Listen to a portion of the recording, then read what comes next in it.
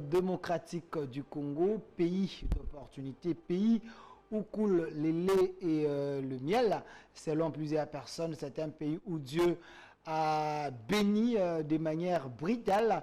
Voilà pourquoi nous sommes fiers d'être appelés Congolais, mais est-ce qu'on peut également être fiers de l'Église de la République démocratique du Congo? Est-ce ce qui se passe en RDC par rapport à son Église, on peut dire que Dieu nous a abandonnés ou Dieu est encore nous? Parce qu'aujourd'hui, il y a ceux qui pensent que la sainte doctrine n'est pas prêchée, la sainte doctrine n'est pas respectée, qui sont habilités à nous prêcher la bonne parole, qui sont habilités à nous donner la bonne nourriture pour la croissance de l'Église. Est-ce les pasteurs, les prophètes, les évangélistes, les apôtres, les docteurs?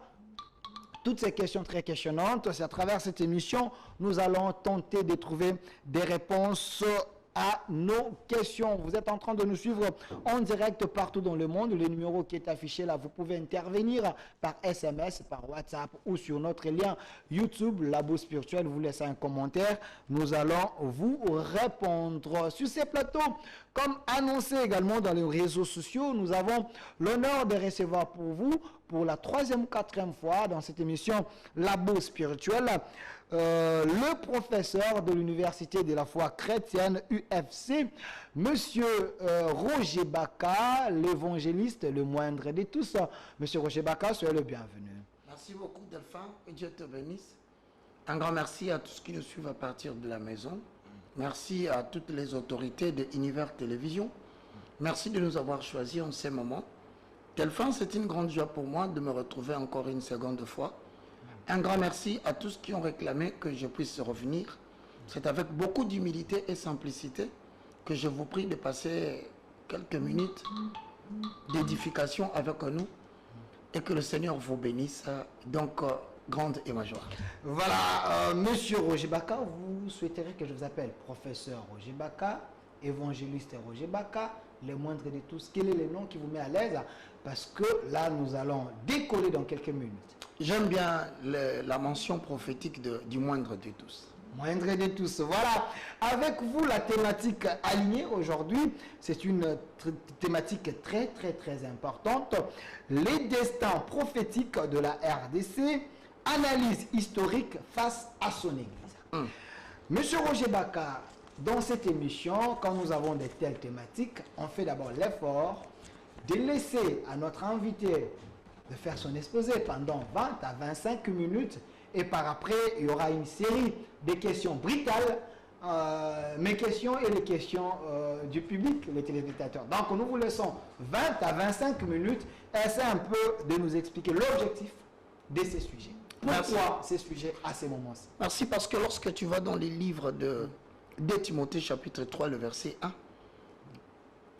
Timothée nous dit que sache que vers le dernier jour, il y aura des temps difficiles. Voilà déjà la base du début de mon exposé. Donc Timothée nous informe que vers le dernier jour, il y aura des temps difficiles. Parmi ces temps difficiles, l'humanité est en train de traverser une zone de turbulence qui plonge beaucoup de nations dans le chaos. Et c'est pendant cette période qu'il y a la mutation de puissance des grands gouvernants du monde. J'ai opté que nous puissions réfléchir sur la République démocratique du Congo, d'abord face à son histoire, et ensuite pour avoir une certaine perspective par rapport à l'Église, à l'état où l'Église se trouve. Il y a des références bibliques qui me poussent à avoir un début. C'est le livre d'Ésaïe, celui dont le nom signifie l'Éternel Dieu est Sauveur. Dans le chapitre 2, vous verrez que la même prophétie d'Ésaïe est complétée par Michée. Chapitre 4, ce sont les deux prophètes qui n'ont pas vécu au même endroit, mais qui ont dit la même chose qui touche 2 Timothée 3.1, rappelle-toi, je dis sache que vers le dernier jour, il y aura des temps difficiles. Alors Ésaïe fils d'Amoth dit, prophétie d'Ésaïe fils d'Amoth sur Juda et sur Jérusalem. Il arrivera dans la suite des temps que la montagne de la maison de l'Éternel sera fondée sur le sommet des montagnes et qu'elle se lèvera par-dessus les collines et que toutes les nations y afflueront. Nous avons ici deux mentions. La première mention, la montagne de la maison de l'Éternel, qui est égale à l'église. Ok. Deuxièmement, on dit que la montagne de la maison de l'Éternel sera fondée sur toutes les montagnes. Donc, les montagnes d'après 2 Timothée 3.1, ce sont les temps difficiles. Cela correspond à la signification des montagnes. Mais au milieu des temps difficiles, il y aura une maison qui est aussi une montagne très difficile, mais qui sera au sommet. Donc, pour ainsi dire, lorsque nous allons virer vers le dernier jour, sur le plan politique, sur le plan économique, sur le plan sanitaire, sur le plan écologique, sur le plan environnemental, il y aura sur le plan climatique que des moments difficiles. Maintenant, Dieu fera en sorte que, pendant ce moment-là, que l'Église, qui est une montagne, qui est au-dessus des montagnes, puisse apporter des solutions aux problèmes de l'humanité. Raison pour laquelle je dis, quelquefois, la RDC est en train de traverser une zone de turbulence. Certaines personnes estiment que le pays finira par s'effondrer. D'autres disent que l'avenir de la République démocratique du Congo présente beaucoup de doutes et que pour des esprits éveillés, l'avenir de la RDC présente des incertitudes, tant sur le plan politique que sur le plan économique. Mais moi, en tant qu'habitant de la montagne, au-dessus de la montagne, je viens faire une analyse pour ainsi dire aux gens qu'il est important que le chrétien sache que face à toutes ces difficultés, Dieu va susciter à l'Église des hommes clés qui apporteront la solution en vue de redonner à l'Église sa valeur, malgré tout ce que nous sommes en train d'observer. Dolphin, je voudrais parler de la RDC par rapport à cette situation de guerre, cette situation d'humiliation. Tout commence par le 14e et le 15e siècle. Vous savez, certaines analyses, pour analyser une situation politico-économique du pays, les recours à l'histoire s'avèrent toujours indispensables. Faire un saut dans les passés. Voici la perspective de Baka. Ok, pas de problème. Vers le 14e et le 15e siècle, mesdames et messieurs, il y avait une politique qui avait place. Ça s'appelle la politique de premier occupant. Le but de la politique de premier occupant avait pour mission l'installation ou l'instauration de puissances dans le but de conquérir et même d'installer des réseaux économiques dans le milieu noir pour qu'en période de difficulté, le lieu qu'ils auront conquis puisse servir de respiration économique pour les puissances politiques. Suis-moi bien. Lors des premières expéditions, vous le savez, on nous a dit cela dans l'histoire, il y avait un homme qui a découvert l'embouchure du fleuve Congo. Il s'appelait le Portugais Diego Cao. Mesdames et messieurs, suivez mon introduction. Diego Cao est un Portugais, mais il découvre l'embouchure du fleuve Congo ou du fleuve Zaïre. Mesdames et messieurs, la communauté de puissance, après cette découverte, va mettre en place une politique que je vous ai dit tout à l'heure, la politique de conquête, en recrutant des savants, des explorateurs, pour servir la cause de conquête. Là, vous découvrirez, après, il y a eu David Livingstone, ensuite, il y a eu Philippe, Dieu le veut, pour ne pas oublier l'anglais Henry Morton Stanley. Il faut comprendre, je suis en train d'en venir au problème de la RDC. Pas de problème. Mais avec cette politique de premier occupant, voilà ce qui va se faire. L'Est de la République démocratique du Congo, aujourd'hui en guerre, appartenait particulièrement aux Allemands. La RDC n'a pas été découverte en entier. Lorsque la partie Est dépend totalement de la puissance allemande, vous découvrirez que le Katanga, compte tenu de l'histoire, appartient aux Anglais. Alors, les deux Kasaï au centre seront livrés à qui? Aux Portugais qui viennent de découvrir la Mouchire. Ensuite, mesdames et messieurs, nous avons ce que nous appelons les poules Malébo, qui est composé de quoi? de Kinshasa, de Bandundu, du Bas-Congo et de l'Équateur. Mais regarde ce qui va se passer. Lorsqu'on va recruter des missionnaires et des explorateurs qui sont envoyés au nom de la communauté de puissance, les savants vont se réunir pour essayer de créer une zone au travers tout ce qu'ils ont découvert, qu'ils appellent eux une zone économique. Ensuite, ils vont vouloir réunir tout ce qu'ils ont découvert sous la forme d'un État pour que cet État puisse servir de ressources économiques pour la communauté de puissance. N'oubliez jamais cela. Alors, aura lieu la grande conférence qui va se tenir pour chercher quelle est la nation qui prendra les tutelles de cet État. Voici qu'aujourd'hui, les gens cherchent à comprendre d'où vient le problème de l'implication occidentale dans le pays de la RDC. Vous allez découvrir, mesdames et messieurs, notre problème relève de l'histoire. J'ai essayé de faire certaines démarches, vous les avez suivies, dans la convergence des connivences, où j'ai abordé toutes les couches pour pouvoir comprendre quelle est la recette qu'il faut que l'Église propose. Parce qu'un homme intelligent a dit, toute religion qui n'est pas en mesure de donner une solution aux problèmes réels actuels de sa génération, cette religion ne vaut pas des raisons d'être. Ok. Voilà pourquoi cette conférence va permettre qu'on puisse créer un État. Et justement, cet État doit avoir une tutelle pour sa gestion. C'est alors que l'Allemagne va céder l'Est. C'est alors que les Anglais vont céder le Katanga. Et c'est alors que les Portugais vont libérer les Kasaï. Et le Poul Malébo sera libéré par les Français pour créer un État qu'on va appeler l'État indépendant du Congo. Faites attention. Vous remarquerez que dans l'histoire, on appelle Ghana, Ghana. On appelle le Cameroun, le Cameroun. Les autres États ont des noms.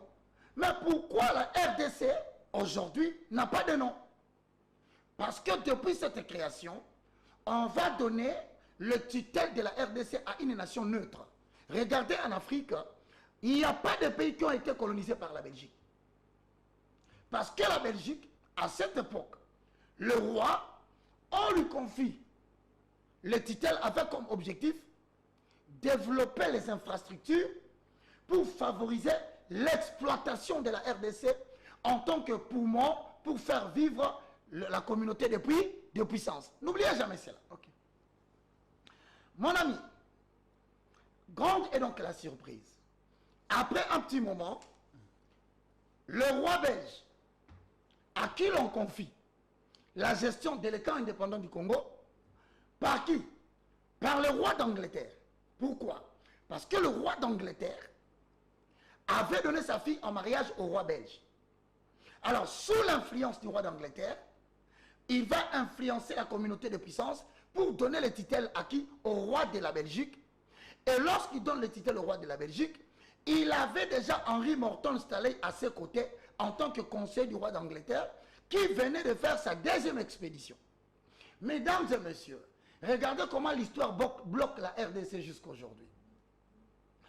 On va maintenant créer l'État indépendant du Congo en donnant la tutelle au roi de la Belgique, mais en consacrant l'existence de l'État indépendant du Congo. Cela a été ratifié par un acte juridique qui a créé la République démocratique du Congo et qui a défini son fonctionnement en tant qu'État des ressources économiques pour la survie des communautés de puissance. Quelques années passèrent, le roi belge va commettre l'infraction de la mégestion.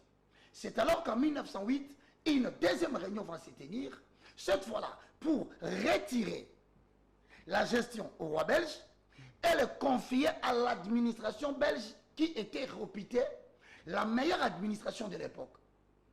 Lorsqu'on retire la tutelle, on donne à l'administration belge, c'est alors qu'on garde encore l'acte juridique qui crée l'État indépendant du Congo comme étant, je répète, une zone économique pour servir des ressources aux puissances de la communauté qui existait à l'époque. Maintenant, vers 1957-1960, le courant de l'indépendance va frapper.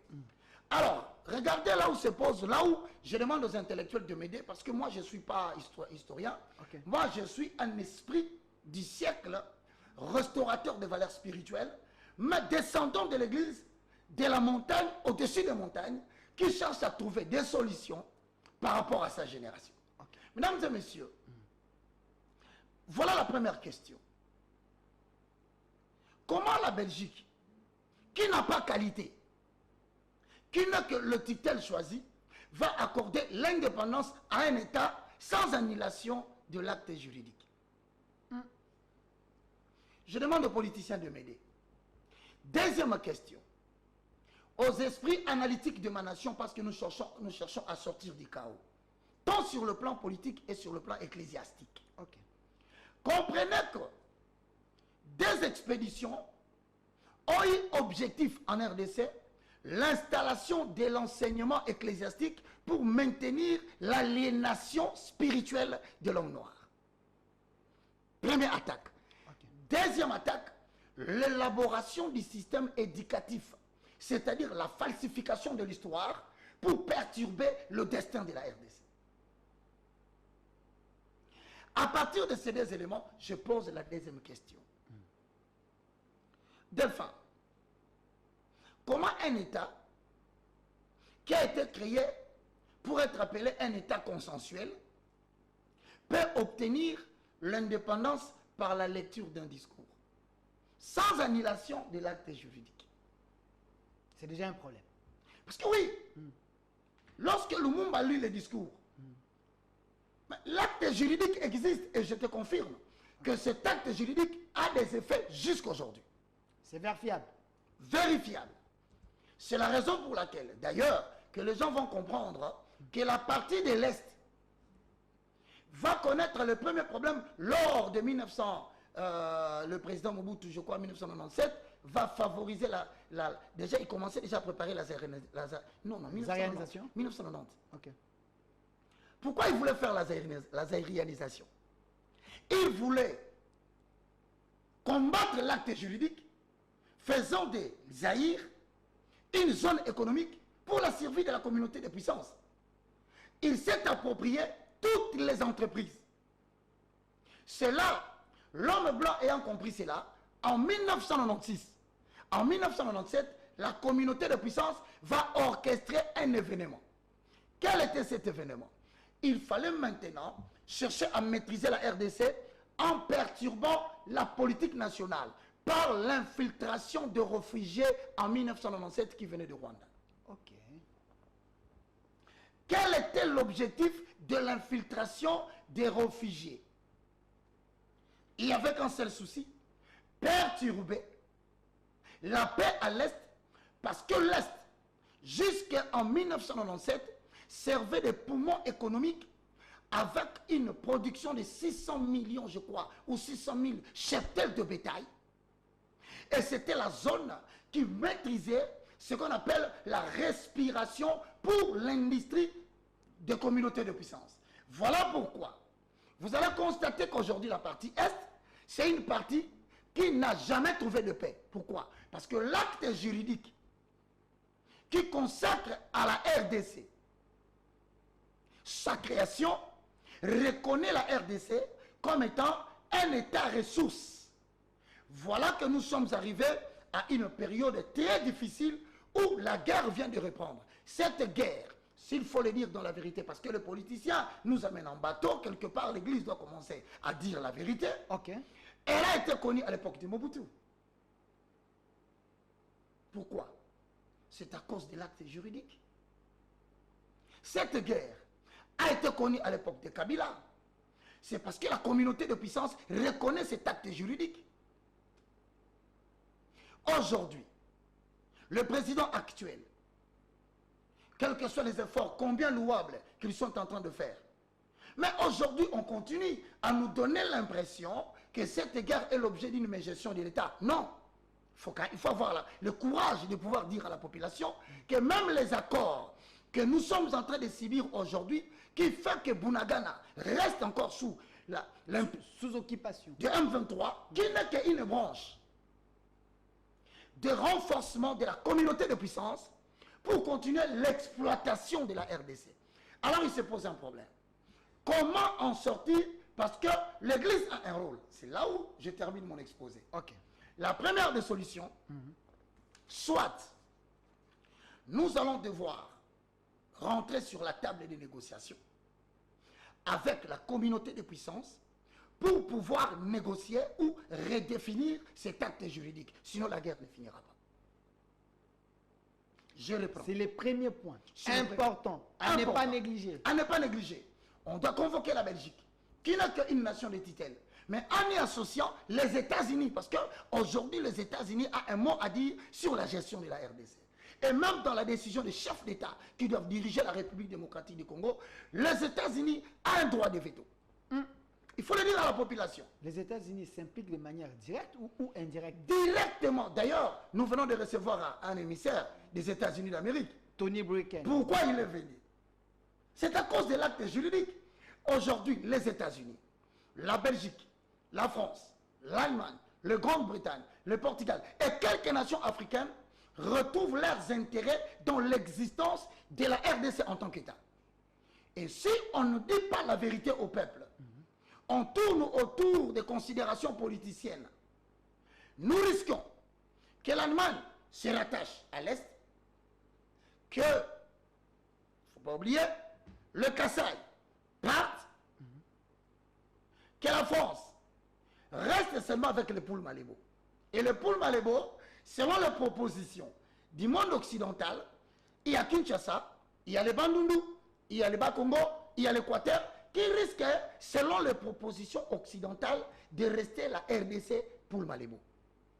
Maintenant, à chaque fois qu'il y aura un homme d'État, président de la République, il en souffrira. Pourquoi?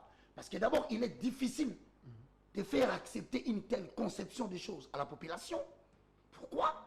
Parce qu'ils ont un quota qu'ils proposent aux chefs d'État, peu importe celui qu'on changera. D'ailleurs, ceux qui sont dans l'opposition le savent. Soit on vous dit 70% de la production nationale est pour la communauté de puissance, 30% pour la RDC. Maintenant, le problème se trouve à quel niveau? Ok, chité. Quel est le chef d'État qui sera en mesure d'engager ces débats avec la population? Eh bien, parce qu'on dit aujourd'hui que peut-être le régime en place serait responsable de tout ce que nous vivons. Ben écoutez, moi je ne veux pas prêter attention aux politiciens congolais. Moi je vais avoir ma part d'interprétation des choses. Je lance le débat et je veux que la causerie vienne. Deuxième proposition, si on ne veut pas rentrer dans la table des négociations pour redéfinir cet acte juridique, donc deuxièmement, nous ne pouvons que faire une chose. Refuser que le Congo est un État consensuel et accepter de pouvoir fermer les portes de la RDC. Mais en cela, il y a des conséquences. Okay. Soit la communauté de puissance va éliminer un chef d'État. Voilà la lourde responsabilité qui pèse sur le président de la République, qu'il sera incapable d'expliquer à la population. Parce qu'aujourd'hui, s'il faut accepter de pouvoir réclamer l'autonomie totale de la RDC, il faudra redéfinir la considération des communautés de puissance avec l'entrée en vigueur de la Russie. Or, vouloir faire de l'État consensuel de la RDC une nation alliée à la Russie, c'est faire appel directement à un sabotage politique. Qui ne touchera pas le Parlement, qui ne touchera pas le Sénat, mais qui visera la haute hiérarchie de la République. Qui est capable de dire des choses pareilles à la population? Alors, si nous voulons nous enfermer pour dire que voilà, nous décidons que le chef de l'État accompagne la population dans ses décisions, voilà quelques éléments importants. Vous allez avoir un sérieux problème de pacification de la nation. 2. On va créer des problèmes pour la réconciliation nationale. Ça n'aura pas lieu. 3. Vous aurez toujours des difficultés pour la pose d'une nouvelle fondation nationale. 4. Il n'y aura jamais l'émergence d'un nouveau leadership spirituel. Voilà que vous parlez des salaires des députés, voilà que vous parlez de tout ça. Pourquoi? Parce que ces gens-là sont sous l'œil de la communauté de puissance. Et ils reçoivent des injonctions qu'ils sont incapables de pouvoir expliquer à la population à cause de l'acte juridique qui concerne cela. Je termine, donne-moi une minute. Une minute. Il n'y aura jamais la réunification de l'armée. Il n'y aura jamais. Jamais. À la fin, nous n'aurons jamais des élections crédibles dans ces pays. Alors pour atteindre cet objectif, je termine en disant, nous devons élever 3 obstacles. Ok. L'obstacle est spirituel ou religieux. Parce que le système tel qu'établi, l'Église contribue à l'aliénation de la population parce qu'il continue à répercuter le message aveugle de la religion. Le message aveugle. De la religion. Ok. 2. L'obstacle éducatif. C'est-à-dire, il doit y avoir des savants congolais qui doivent réinventer les systèmes éducatifs pour rétablir l'histoire de la RDC. Parce qu'un peuple sans histoire est un peuple mort. 3. Nous devons maintenant relever les défis de l'obstacle politique. C'est là où il y a un grand problème. Pourquoi je dis ça? Parce que l'Amérique et les communautés de puissance fonctionnent avec des dimensions de choses. Le nouvel ordre mondial et les Ordo Abekao. Le nouvel ordre mondial voudrait dire il y a une redéfinition de la gestion du monde. C'est-à-dire, il y a des communautés de puissance qui veulent prendre le contrôle de toutes les ressources du monde pour parvenir à une domination mondiale. Et donc, les chefs d'État seront très surveillés par ces communautés au point que si le chef de l'État ose parler le langage de la population sans expérience, soit il est débouté par un coup d'État, soit il est assassiné, soit on organise des troubles dans le pays, surtout avec les systèmes politiques de partis politiques qui ressemblent aux boutiques ecclésiastiques. Curieusement, vous constaterez que ce système trouve bien son élan parce que, à prendre rien que Kinshasa, 25 000 églises qui travaillent pour l'aliénation du système théologien et religieux tel qu'importé, 25 000 partis politiques, rien que dans la capitale, voici les deux armes qui maintiennent la RDC dans les sols. Si on ne restaure pas ou on ne fait pas les états généraux des églises et des religions, les états généraux des partis politiques, mon frère, on peut changer un autre président. Je mets ma main. Même celui qui est à l'opposition là. Ok. Il peut être peut-être l'élément réserve qu'on prépare pour la continuation de la même politique, mais avec peut-être que des personnes différentes. Merci. Mesdames et messieurs, je suis maintenant ouvert à vos questions. Ok. Je vous dis que je ne connais pas tout. J'ai partagé mon point de vue en tant que citoyen qui cherche des solutions pour ça. Merci, évangéliste Roger Baka. Le moindre. Le moindre de C'est cette tout ça. appellation que je fais aujourd'hui. Le moindre de tout ça. Professeur de l'université de la foi chrétienne UFC. Cher public, téléspectateurs, congolais, conscients, je pense que cette émission a l'objectif de vous réveiller, de comprendre votre rôle, ce qu'il faut faire afin que nous soyons totalement libérés. J'ai l'impression, en écoutant M. Roger Baka, c'est comme si la RDC n'a jamais été indépendante. On est toujours sous les jougs de Occidentaux. La communauté de puissance. Communauté de puissance. Alors, nous allons faire un exercice avec vous. Le numéro qui est affiché est sur WhatsApp et sur les normales. Par rapport à son exposé, vous pouvez poser toutes les questions possibles par rapport à ce que lui vient de dire sur ces plateaux et je vais lui poser toutes ces questions. Il va répondre. Moi également, je vais relayer mes questions à vous, public, à vous, chers téléspectateurs, pasteurs, chers les hommes éclairés de mon pays. Si vous voulez passer dans cette émission, vous nous appelez. On va organiser ces plateaux chaque dimanche à 20 h en direct et rediffusion lundi à 13 h. Évangéliste Roger Baka. Delphin. Alors, la première question. Vous avez dit ici que la Belgique ne pouvait pas donner l'indépendance à la RDC parce que, en vous écoutant, la Belgique n'avait pas tout le pouvoir entre ses mains. Pour le moment, qu'est-ce qu'il faut faire? Vous avez eu à proposer ici, mais j'aimerais poser la question d'une autre manière. Donc, la RDC n'est pas souveraine. Mon ami, je suis désolé, force est de constater, pas seulement moi, que tout le monde le sait que la RDC, la République démocratique du Congo, non seulement parce que le président actuel est là, qualifié de tous les mots, même à l'époque de Kabila, s'il a été assassiné, Kabila père, C'est parce qu'il a osé répondre l'autonomie en coupant les cordons avec la communauté de puissance. Okay. Qu'on te dise pas autre chose. Si le président Kabila, père, était assassiné, c'est pour ça. La Belgique n'était qu'une nation de tutelle. Je ne sais pas si tu comprends. Une nation de tutelle. Pour la gestion, tout en respectant les modes de fonctionnement. RDC, zone économique pour les puissances de communauté, la communauté de puissance. Maintenant, la question se pose. Comment un État tutelle peut te donner l'indépendance alors qu'il n'est pas copropriétaire? La Belgique ne pouvait pas nous donner l'indépendance.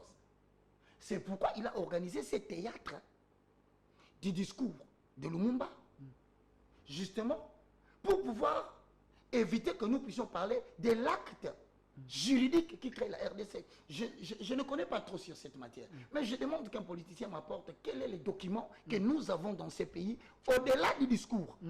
Je dis bien, quels sont les documents, actes juridiques, dont on dispose aujourd'hui, qui peut être brandi pour nous dire, voilà l'acte juridique abolissant le premier qui faisait de la RDC une zone économique pour les communautés de puissance. Donc, sur le plan de la forme, parce que nous siégeons avec d'autres pays, on peut être indépendant, mais sur le plan des fonds, vous pensez... On ne l'est pas. On ne l'est pas.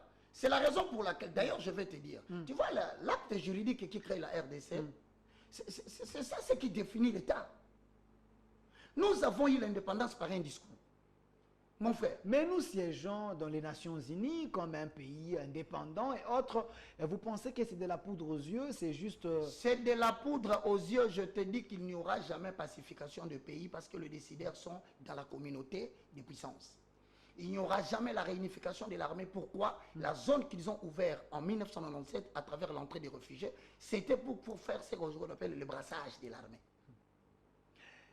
C'est aujourd'hui comme ça, tu vois, on a dans l'armée, on dit que c'est pas moi, le chef de l'État l'a dit, je le salue, il a dit que nous avons des traîtres. Okay. Moi, je pose la problématique. J'ai dit qu'aujourd'hui, la Belgique ne pouvait pas nous donner l'indépendance par un discours. J'insiste. Il faut que l'on puisse rentrer dans la table de la négociation pour lire l'acte juridique qui crée la RDC ou l'État indépendant du Congo, vouloir redéfinir les clauses. Parce que sans cela, je te donne un exemple. Okay. Lorsque les communautés de puissance veulent exploiter votre pays, ils vont organiser des guerres à travers la deuxième politique Ordo ab Chaos. Ordo ab Chaos veut dire créer l'ordre par le chaos. Lorsqu'une société veut son indépendance juridique, ils la déstabilisent. Ils utilisent le même citoyen de ces pays pour pouvoir diviser leur pays. Les sous-traitants. Les sous-traitants des politiciens qui dépendent des ordonnances occidentales. Et ce sont les mêmes politiciens qui drainent des jeunes gens dans la rue. Ainsi pour dire, si vous ne m'accordez pas, or, ce que l'opposant demande, c'est justement ce qu'il a promis à la communauté de puissance. Non, avec moi, vous aurez mieux. Avec moi, ça sera meilleur que ce qu'il vous offre. Et donc, c'est la raison pour laquelle je te pose une question. Okay. Toi, tu ne dois pas répondre.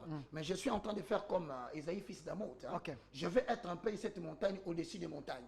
Essaye de me dire. Tu sais pourquoi la Côte d'Ivoire s'est retrouvée dans l'instabilité? Avec Gbagbo et... Et tu sais pourquoi? Pourquoi? C'est parce que tout simplement, Alassane Ouattara devait être utilisé par la communauté de puissance pour reprendre le contrôle sur la Côte d'Ivoire que Gbagbo ne voulait pas. Mais combien sont ceux-là qui ont été contents de l'arrestation de Gbagbo? Et pourtant, Gbagbo défendait les intérêts africains, panafricaines et ivoiriennes. Il y a aussi un président... J'en viens.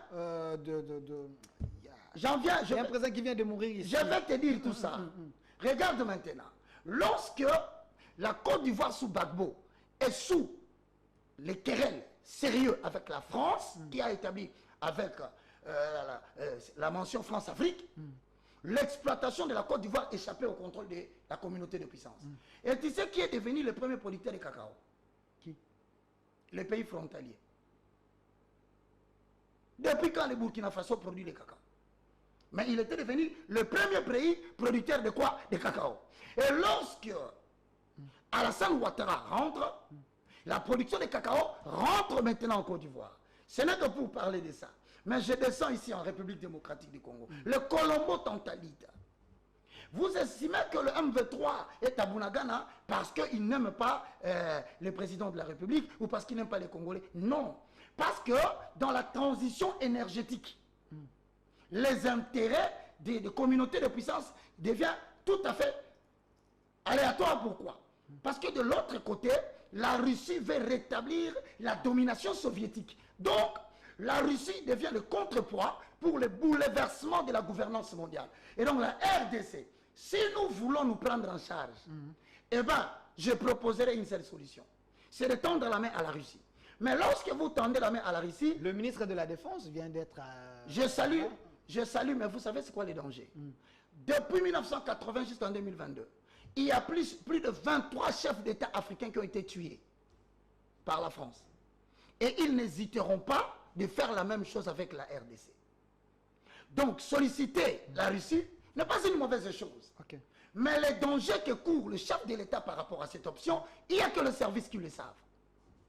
Maintenant, pour détourner l'attention, s'il te plaît, de la communauté de puissance sur le chef de l'État, parce que je vais dire une chose qui doit toucher. Vous savez, aujourd'hui, quand quelqu'un dit quelque chose qui va dans le sens de soutenir le chef de l'État, on dit que soit il est en train de demander au chef de l'État... De faire le dialogue. Non, mon frère. Le chef de l'État, pendant 5 ans, s'il ne réussit pas son mandat, moi j'ai perdu 5 ans. Mes enfants ont perdu 5 ans. Donc je ne dois pas tenir le langage des politiques. Je parle de la République. Comme nationaliste? Oui. Qui a patriotique. Un patriote ecclésiaste. Ok. Parce qu'il y a trop de mensonges dans le milieu politique. Il faut que l'Église commence à redéfinir la notion de la gestion de l'État. Ok. Il ne faut pas réduire la nation à un homme. C'est ainsi que je t'ajoute. Il y a autant de questions. Que le Rwanda n'arrêtera pas la guerre. Pourquoi? Si on ne rentre pas dans la table de négociation pour redéfinir l'acte juridique de la RDC en tant que zone économique avec le bourreau qui envoie Kagame, il n'y aura pas de paix. Mais qui sera la personne que la population va accepter pour cette causerie nationale et sociale? Merci, évangéliste Roger Baka. Nous devons respecter les questions des téléspectateurs. Et on nous a maîtrisé ecclésiastiquement pour qu'il n'y ait pas éveil. J'ai parlé d'un président, le président Magoufouli, le président burundais, qui vient également de mourir. Ces gens-là, Ngourouziza, ils sont morts pourquoi? Et le président de l'Haïti, Juvenal. Ils ont été assassinés pourquoi? Pour la simple raison que le nouvel ordre mondial impliquait qu'il y ait existence d'un virus pour ébranler les économies du monde. Parce que d'ici 2023-24, nous devons quitter la monnaie dollar en tant qu'unité de réserve. Parce qu'en 1944, après la guerre, les Américains étaient gagnants. Alors ils ont redéfini les choses en utilisant le dollar comme étant l'unité de réserve. Mais maintenant, tu vas regarder dans les jours qui viennent, les dollars vont disparaître. Permets-moi, il faut que l'information soit donnée. Les dollars vont disparaître, on tend à tendre vers la monnaie virtuelle. Il y a les Cardano, il y a Bitcoin, il y a les Latcom, mais nous tendons vers la monnaie numérique. Donc on est en train de vouloir, d'ailleurs je te dis qu'il suffit qu'on appuie sur un bouton. Toute l'Afrique subsaharienne va tomber. Pourquoi? Parce que toute l'Afrique subsaharienne dépend des CFA. Or, tu sais que la banque émettrice des CFA ne se trouve pas en Afrique. La monnaie CFA est fabriquée en France.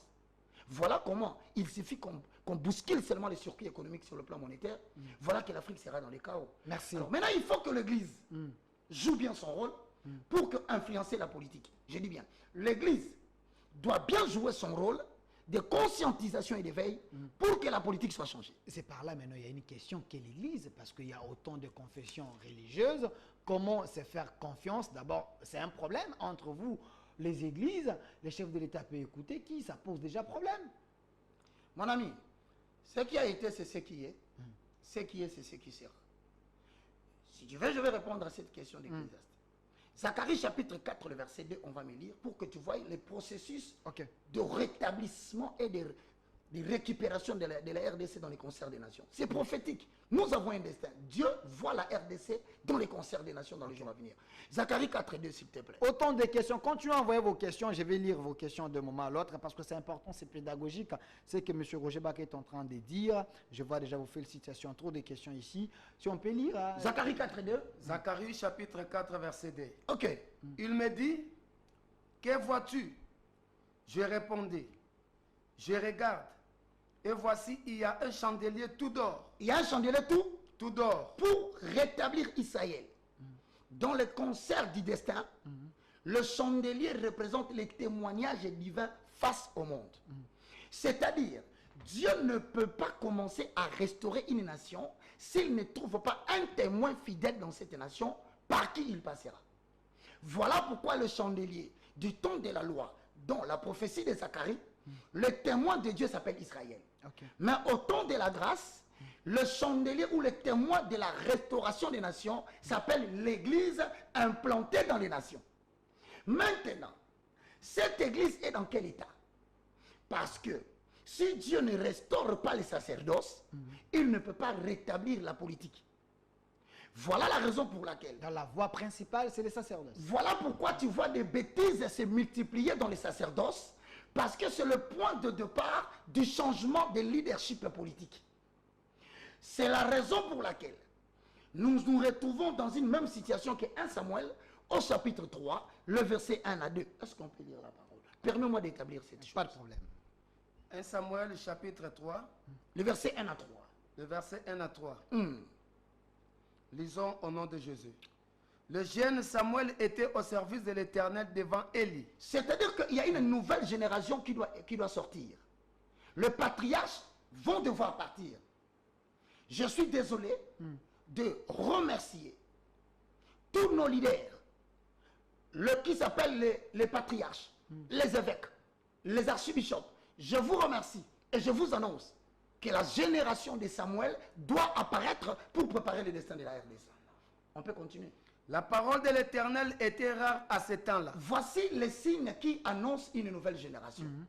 La parole de l'Éternel est devenue rare. Suis à la télévision, les prédications ne tiennent plus compte de la doctrine. Ok. La rareté de la parole est un signe pour le changement des générations ecclésiastiques.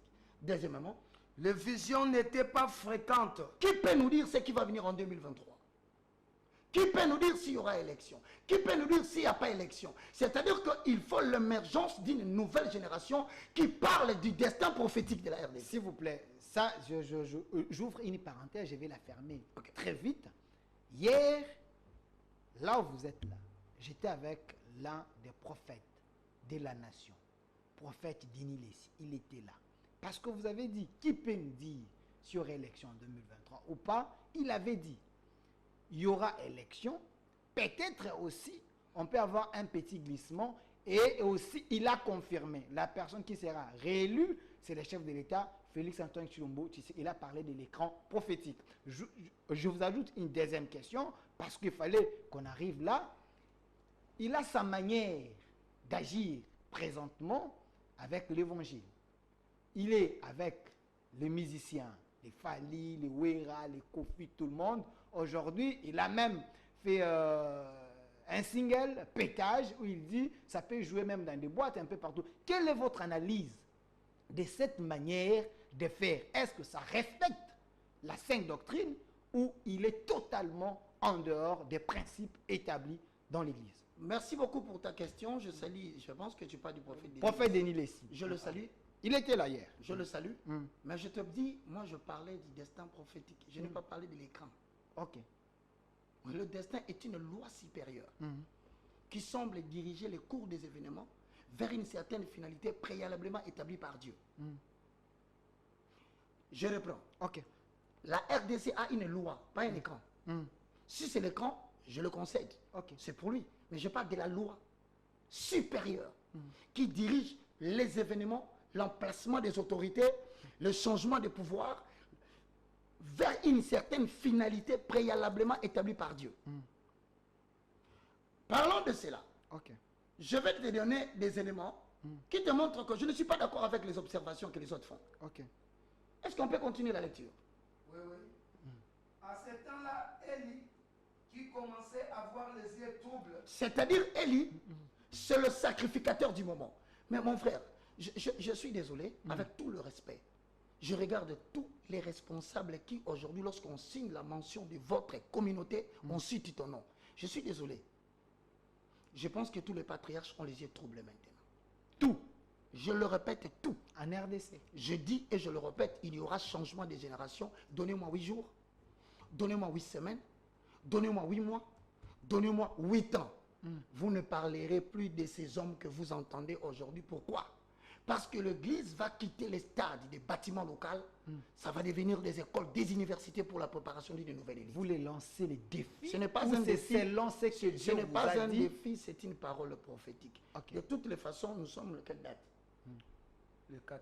Nous sommes le 4 septembre 2022. J'aime toujours dire les dates. Ok. Parce que quand les gens vont commencer à tomber, on viendra vous montrer la prophétie. Il avait dit. Il y a une nouvelle génération qui doit émerger, mon frère. C'est cette nouvelle génération qui donnera naissance justement à celui qu'on appelle, il lira la parole. Ok. Regarde les caractéristiques qui fait que l'église ne peut pas propulser maintenant la nation. Élie commence à avoir les yeux troublés, mais va maintenant rapidement dans les livres de 1 Samuel chapitre 2, le verset 12. Mais il y a autant de questions qui souffrent ici. Je vais terminer 3 références et Merci. on passe directement. 1 Samuel chapitre 2, le verset 12. Il n'y a que l'église en tant que chandelier qui doit être l'instrument par lequel Dieu doit passer pour restaurer l'avenir politique de la RDC. Ok. Ok.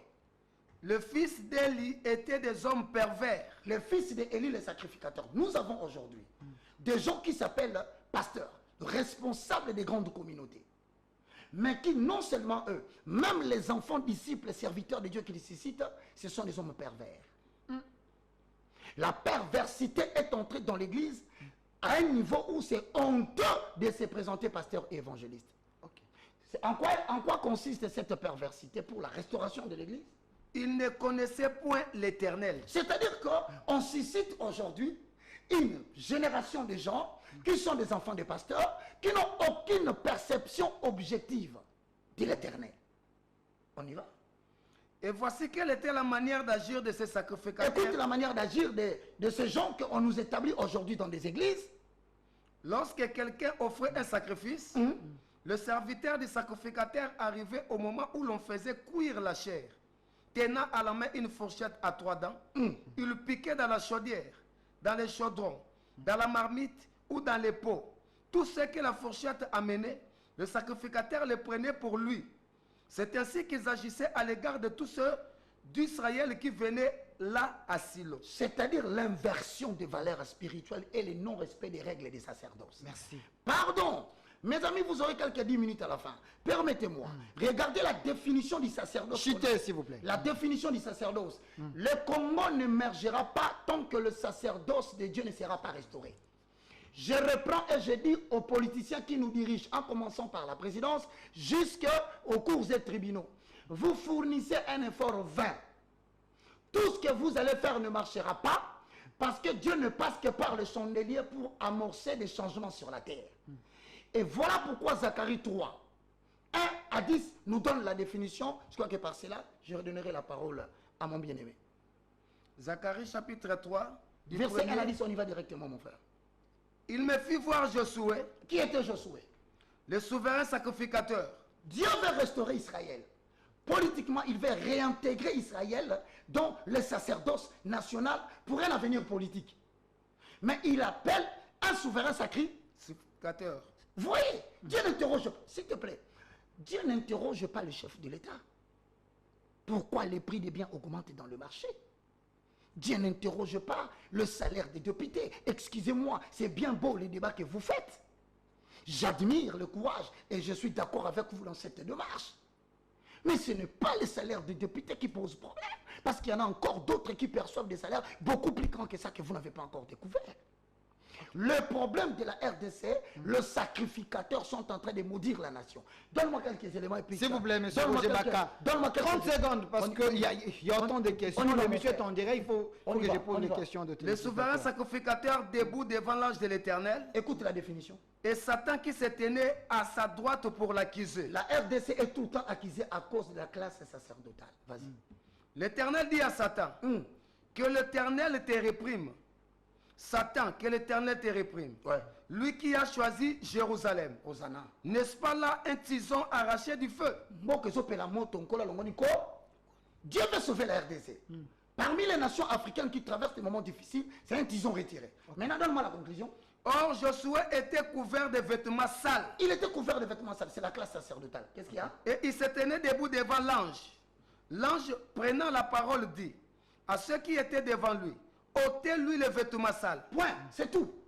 Commençons par ôter les vêtements sales des églises de réveil. Merci, évangéliste Roger Baka. Il y a tellement de questions. Je le remercie parce que ça démontre qu'ils sont intéressés. Bonsoir, Labo Spirituel. C'est Moïse Diak depuis Matete. Et j'ai une question à poser à M. Roger Baka.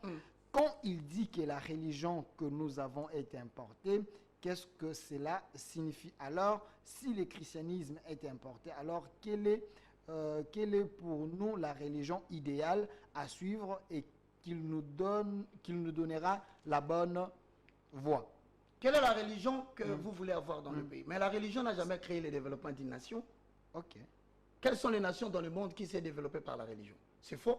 L'Asie ne s'est pas développée par une religion. L'Asie s'est développée par sa spiritualité, qui venait d'Israël. La spiritualité, c'est la relation entre les grands esprits et le petit esprit. Mais la religion, c'est les dogmes et les cérémonies et les rituels. Il faut faire la différence des choses. Ok.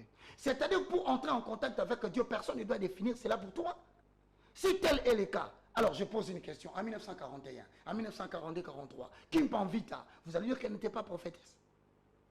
Voilà comme ça l'histoire nous a fait croire que c'est la religion qui nous a amené Dieu. Non, c'est faux. Il faut faire la différence, peuple congolais, entre la spiritualité et la religion. La religion, ce sont les dogmes mis en place pour mettre en relation l'être humain avec une certaine divinité. Ça ne veut rien dire par rapport à la spiritualité, parce que la spiritualité n'est pas dogmatique. Donc, par là, je continue à dire, il faut qu'il y ait un état général des églises de réveil pour revoir la problématique de l'aliénation par les religions. Merci. Respectons autant de questions. Oh là là. S'il vous plaît, messieurs les journalistes, ton émission vaut plus que de l'or. Gloire à Dieu. Roger Baka est un messie en chair humaine qui veut nous sauver. Wow. S'il vous plaît, de telles émissions, il faut les multiplier. Waouh, mon frère, je suis tenté de considérer que je suis devenu un Dieu. Je refuse cette autorité, mon cher.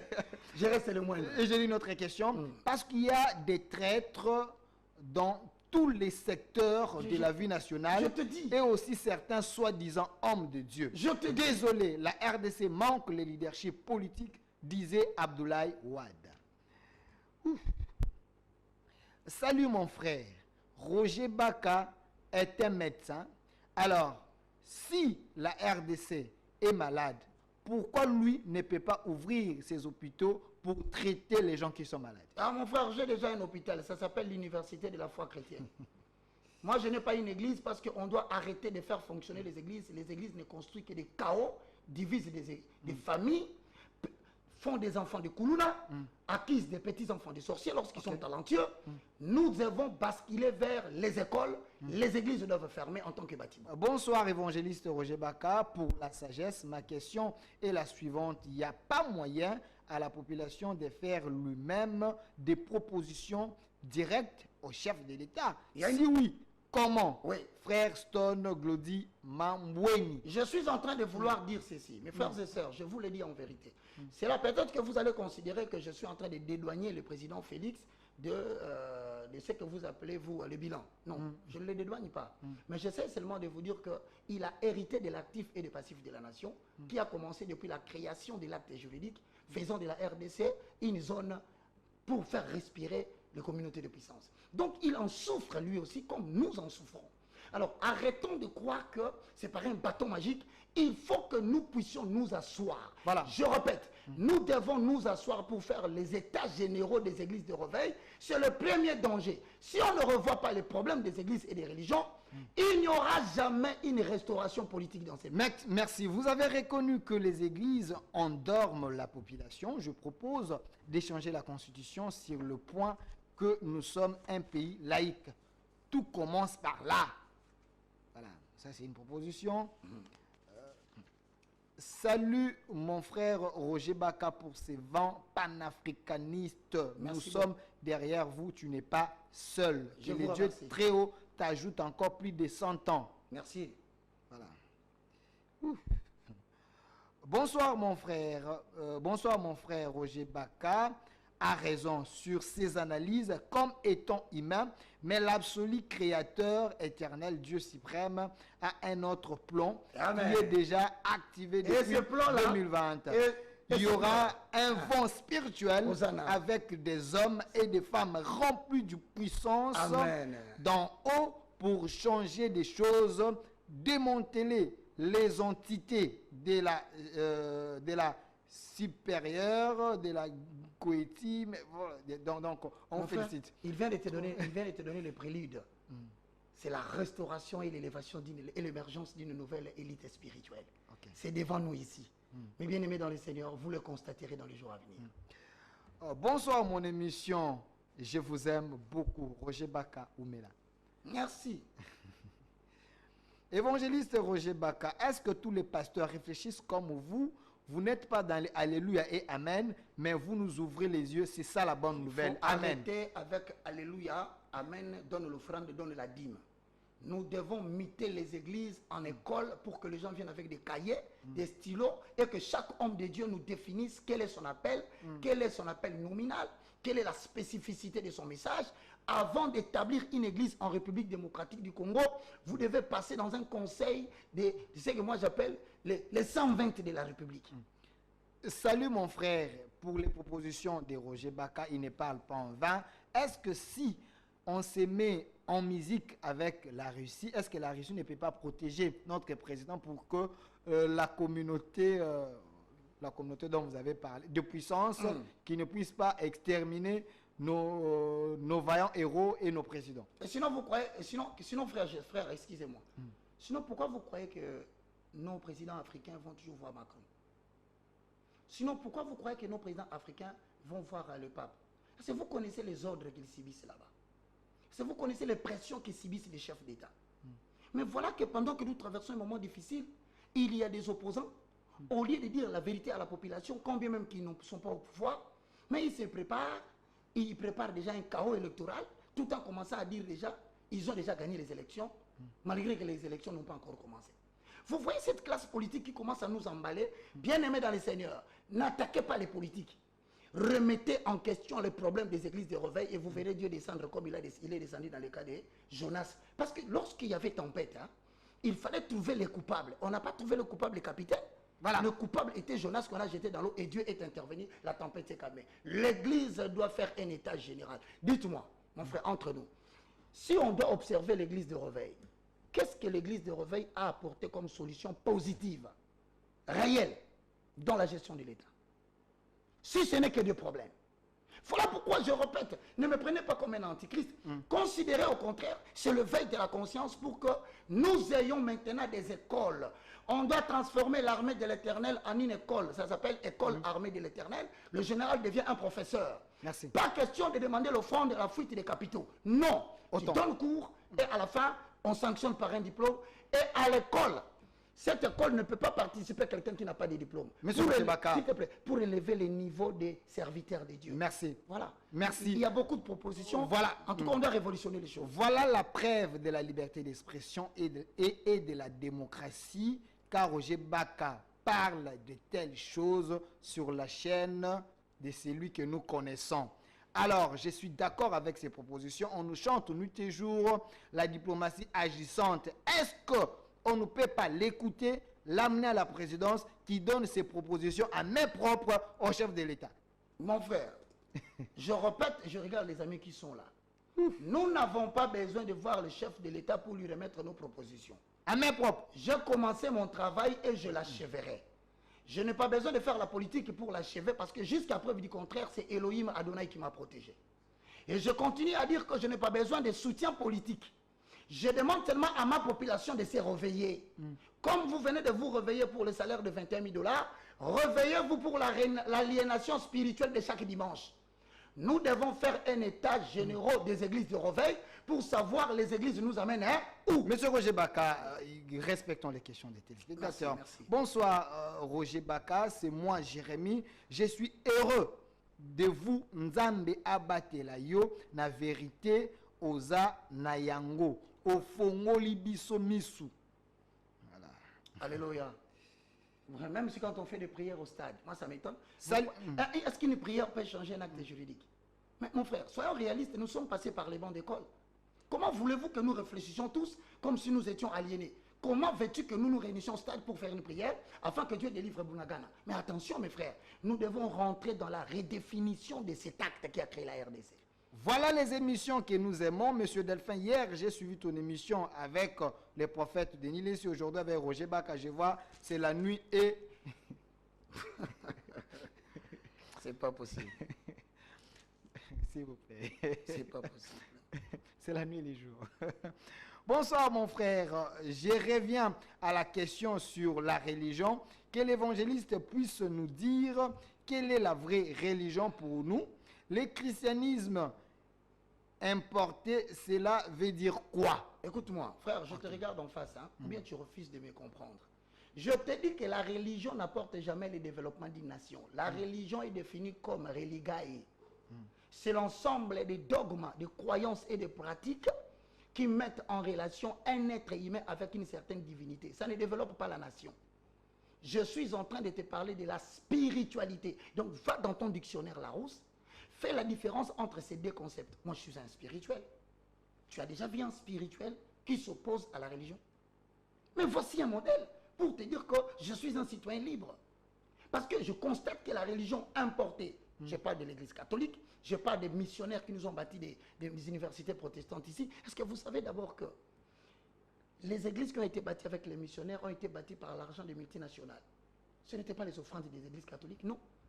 Voilà pourquoi aujourd'hui on est en train de répliquer un modèle qui appauvrit la nation. Premièrement, il y a fuite de la main d'œuvre parce que tous les jeunes gens sont dans l'église pour des veilles de prière, des jeûnes et de prières, et ils croient que à partir de cette prière-là, ils peuvent changer l'acte juridique créant la RDC en tant qu'une zone économique. Ça ne peut pas se faire. Merci. Nous devons avoir une élite intellectuelle spirituelle pour remettre en question, primo, la spiritualité de la RDC, travail que je fais déjà. Secondo, le système éducatif congolais par des savants qui doivent inventer un nouveau système éducatif. Et trois, revoir la problématique du système politique congolais et protéger les chefs d'État. Parce qu'il y a une vérité, laisse-moi dire cette vérité. Vous ne comprenez pas, je vais vous dire cette vérité. Frère, le président des nations africaines sont obligés de faire des courbettes avec l'Occident. Vous savez pourquoi? Parce qu'ici, dans leur nation, il y a toujours quelqu'un qui estime que le président ne gère pas bien et qu'il faut qu'il retourne la population en utilisant les faiblesses de la population qui existaient déjà, le brandir comme étant un défenseur pour qu'il soit acclamé. Mes frères, faites une observation. Mobutu est parti. Qui n'a pas insulté Mobutu? Kabila père est venu. On l'a assassiné. Kabila fils est venu. Qui ne l'a pas insulté? J'apprends même qu'aujourd'hui, qu'il y aurait des politiciens qui sembleraient dire que Kabila serait mieux et qu'il revienne. Et avec le président Félix, qui insultait matin, midi, soir. Frère, je pose une question. Je n'ai qu'une question à vous poser. Croyez-vous que celui qui viendra après va changer les choses? Nous devons rentrer dans la table de réflexion. Merci. Arrêter les combats personnels. Merci. Mais, salut ma chaîne préférée Univers. Une fois de plus, je vous dis merci pour votre excellence. Je suis fan de votre chaîne. Je veux me donner la discipline de bloquer toutes les chaînes sur ma télévision. Ah non. Restez que... Ah non. S'il vous plaît, que Ah non, je il y a aussi termine. ma chaîne, hein. Que je termine. Toutes les chaînes de ma télévision pour rester qu'à l'univers pour suivre de telles émissions. Merci pour votre excellence. Non, j'ai ma chaîne. Hein. Toute cette émission passera aussi dans ma chaîne. C'est-à-dire ERB Télévision sur TNT et sur BlueSat. Tu peux tout bloquer. Tu restes avec Univers et ERB. Dans le système politique céleste qui sera mis en place, celui qui sera comme leader n'aura pas besoin de la Russie ou des États-Unis pour sa protection. Il y aura toute une armée des archanges tout autour de lui. Bah, c'est ton point de vue, on accepte. Voilà. Monsieur Roger Baka, qui est ton père spirituel? Qui t'a enseigné? Es-tu un extraterrestre? Mesdames et messieurs, je suis la race des Zorobabel. Personnalité spirituelle, mais avec influence politique. Aujourd'hui, je te donne la définition. Je suis le moindre de tous, mais dans la prophétie d'Ésaïe, il est écrit, confirmé par les livres des psaumes, le plus petit deviendra un millier. Tu vois ma pensée ici? Ça va enflammer la population. Merci. Mais le moindre deviendra une nation puissante. S'il vous plaît, monsieur Roger Baka, quelle est la démarche à suivre afin que la RDC puisse obtenir réellement son acte comme un pays indépendant? Tu sais, ça veut dire quoi être un pays indépendant? Il pose la question. C'est de ne plus être une zone économique pour fournir les ressources aux communautés de puissance. Je vais vous dire aujourd'hui la vérité. pour la perturbation climatique, nous avons reçu des ordres de ne pas exploiter notre forêt. J'espère que vous l'avez entendu. Comment voulez-vous, vous avez votre propre forêt? Les gens qui ont détruit la couche d'ozone par l'industrie qu'ils ont utilisée là-bas, ils vont vous dire que vous êtes, vous, avec l'Amazonie, ne touchez pas votre forêt. C'est une nation libre. Tu crois que nous sommes une nation? Et ils nous payent combien pour ça? J'arrête. Passons sur cet angle-là. Aujourd'hui, la transition énergétique. Est-ce que tu sais que la guerre de coltan, c'est ce qui provoque la guerre à l'Est? Mes frères et sœurs, je reprends. Les problèmes du Congo à 3 dimensions. Spirituel, nous devons abolir les religions. Deuxièmement, éducatif, nous devons revoir le système éducatif que les gens étudient à l'école là. Parce que Jeanne d'Arc, elle est française. Ici au Congo, nous avons Kimpavita. Nous avons Kimbangu. On doit commencer à restituer l'histoire du Congo intégralement, sans confusion et sans polémique. Troisièmement, nous devons revoir le système politique. Parce que le chef d'État, tel qu'il est placé aujourd'hui dans les États, ils savent que s'ils désobéissent aux ordres des communautés de puissance, il va subir un coup d'État. Merci, Monsieur Roger Bakone. Vraiment, à la fin, il y a un message ici, il y a autant de messages. Bonsoir, Delphin. Makambu, évangéliste Roger Baka, Azali, Koloba Ezali, à Solo, Yahweh Nzambe, Alobela Ngai, Yango, depuis 2021, Nakoma Yango, Namokanda, Napesa Yango, déjà, na chef de l'État, président Félix. Alors, vous voudrez que moi aussi j'aille donner. Delphin, voilà. Delphin. Monsieur Caleb. Delphin. Professeur Caleb. Delphin. Oui. Tu vois, nous sommes en train de tendre vers 2023. Je veux que la population m'écoute bien. C'est l'année de tous les enjeux. 2023 n'est pas seulement une année d'enjeux pour l'Afrique, mais c'est une année d'enjeux pour la gouvernance mondiale qui bascule vers 3 États. Les États-Unis, la Chine et la Russie. Cette bascule de la gouvernance mondiale aura des implications sur les États africains. Je répète, je suis en train de dormir ce matin vers 4 heures.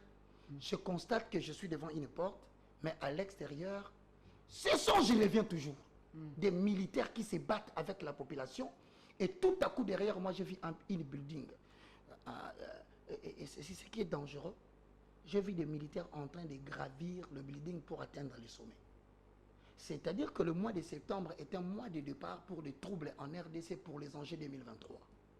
S'il vous plaît, je demande à la population, ne cédez pas aux mensonges politiques.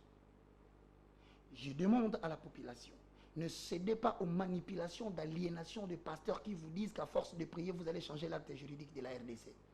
Il faut l'émergence d'une nouvelle élite spirituelle qui doit remettre en question. Et je vous promets, si Delphin me donne l'autorisation, je viendrai avec les projets du renouvellement de la classe spirituelle des églises et les projets que nous devons adopter pour que nous puissions mettre fin à tout ce que nous vivons aujourd'hui. Vous pouvez vous imaginer, vous vous réveillez le matin, 2 pasteurs se chamaillent dans la chaîne. Vous vous réveillez le matin, c'est un pasteur qui dit qu'il va cogner l'autre un coup s'il le voit dans les supermarchés. Vous vous réveillez demain... Un spectacle désolant dans les réseaux sociaux. Et puis les autorités, apparemment, c'est comme s'ils sont absents. Ah non, quand les spirituels dorment, c'est le prérequis d'une bonne exploitation politique. Est-ce qu'on ne peut pas gérer cette histoire des réseaux sociaux, de YouTube, de TikTok? Est-ce qu'il n'y a pas moyen? Je te rappelle, si l'Église continue à faire du théâtre, c'est un atout pour une bonne manipulation politique. Autant de questions. Évangéliste Roger Baka, si je vous ai bien compris, donc l'homme noir ou africain en général doit essayer de lui-même de définir sa propre religion qui est liée à notre culture. Sa propre spiritualité. Évitez le mot religion. Voilà, que je termine. Et si c'est le cas, devons-nous faire un recours à une religion de nos ancêtres? Mon ami, c'est une question. Je répète, pas une nouvelle religion. La religion, c'est l'ensemble des dogmes. Personne ne peut te définir comment, ce qui est bien ou mal par rapport à Dieu. Dieu lui-même te parle, toi qui me parles. Comment tu pries? Pour entrer en contact avec Dieu, tu as besoin d'une échelle. Je reprends. Voilà ma nouvelle spiritualité. J'ai créé une école, ça s'appelle Université de la foi chrétienne. J'ai des livres que j'ai écrits, j'enseigne sur 4 socles. La découverte de ce qu'est l'on est par rapport à Dieu, la découverte de ce qu'elle a comme don 3. La pensée élevée à la hauteur de Jésus-Christ. 4. La maîtrise des facteurs temps. En 9 mois, j'ai fini la formation pour mettre au service de la nation des personnes capables de défendre la spiritualité chrétienne. Non pas demander les offrandes, les dîmes, la construction des maisons, pour qu'enfin la maison qu'on va construire devienne, sur le plan juridique, une parcelle du Dekius lorsqu'il va mourir, et enfin, que ceux qui ont contribué n'aient plus un mot à dire. C'est de l'exploitation de l'homme sur l'homme. Le temps est arrivé. Chaque chose a son temps. Mesdames et messieurs, moi je suis le moindre.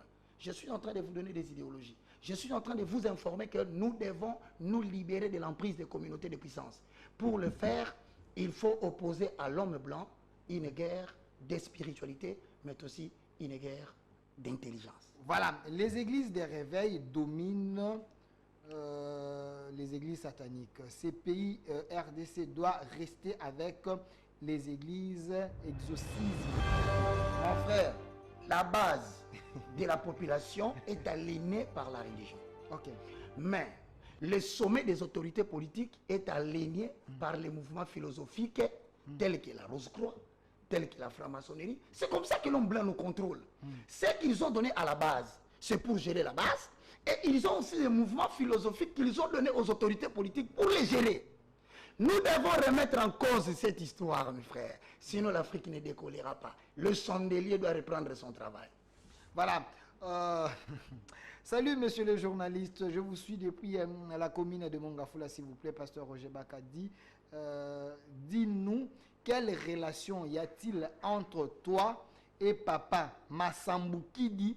Parce que tu dis, ce que tu dis, c'est la copie conforme aux enseignements de papa Massamboukidi. Bon, écoutez, Massamboukidi, c'est un citoyen congolais. Nous ne partageons pas la même foi, nous ne partageons pas la même doctrine. Mais il y a une démarche que nous avons entreprise, j'aimerais bien le dire ici à la télévision. C'était une réunion que nous avons tenue avec d'autres spirituels pour trouver des solutions par rapport à notre problème. Et donc, mesdames et messieurs, nous ne sommes pas ensemble. S'ils défendent cela, eh bien, gloire soit rendue à Dieu. Moi, je suis là depuis que je commençais avec le film nigérian. Je continue ma petite démarche. Je bénis l'Éternel. Je vous remercie, vous qui me soutenez, vous qui m'encouragez, vous qui m'appelez. Que Dieu vous bénisse, mais je pense que maintenant, je dois te présenter le projet de la fermeture de religion et la proposition que nous voulons faire pour réglementer la spiritualité. Qui est derrière vous? Dieu. Merci. Cette émission est terminée, chers téléspectateurs. Vraiment, ne me tenez pas rigueur. La télévision, c'est les temps. Je sais que vous avez aimé cette émission. Et l'évangéliste Roger Baka a fait sa part. Donc, le sujet d'aujourd'hui, c'était les destins prophétiques de la RDC. Analyse historique face à son église. Il a essayé de proposer, il a analysé. Il s'est livré à un exercice de questions-réponses avec vous. Si tout va bien, on peut encore le recevoir les dimanches prochains s'il a le temps. Parce que est-ce que je peux donner les numéros? Pas de problème, donnez les numéros. Mesdames et messieurs, vous qui m'avez suivi, je suis un simple homme de Dieu. Et je ne connais pas tout. Je suis le moindre. Je vous prie de m'orienter, de me conseiller en cas où vous voyez que je suis en train d'aller dans une direction que vous estimez qui ne sera pas agréable pour nous. Mais la nation vaut plus que tout. Et donc je suis sur 090. C'est mon numéro de téléphone WhatsApp. 090 79 66 785. 090 79 66 785. C'est mon numéro WhatsApp. Tout à l'heure après le plateau, vous pouvez m'appeler, mais j'ai besoin que nous puissions organiser des colloques, des conférences. Vous serez le bienvenu si vous acceptez cette vision pour que nous commencions la première conférence provinciale des États généraux des églises de réveil. Répétez juste les numéros. 090 79 66 785. Merci. Ça n'est fini pour aujourd'hui. Suivez la rediffusion de cette émission lundi à partir de 13h et chaque dimanche à 20h en direct. Vous pouvez également nous appeler si vous voulez également passer comme Roger Baka. Nous allons vous recevoir. Mais il faut nous amener la bonne thématique pour la nourriture de la République démocratique du Congo parce que nous avons besoin des hommes outillés, intellectuels pour ajouter un plus. Il ne faut pas faire comme tout le monde. Merci d'avoir répondu C'est à moi notre qui te remercie, invitation. Delphin. Merci beaucoup. Monsieur Roger Bakaye, beaucoup. merci à mon réalisateur, Monsieur Fissifili. Un grand merci à mon DT, Monsieur Jersey Omeno, également à mon DG.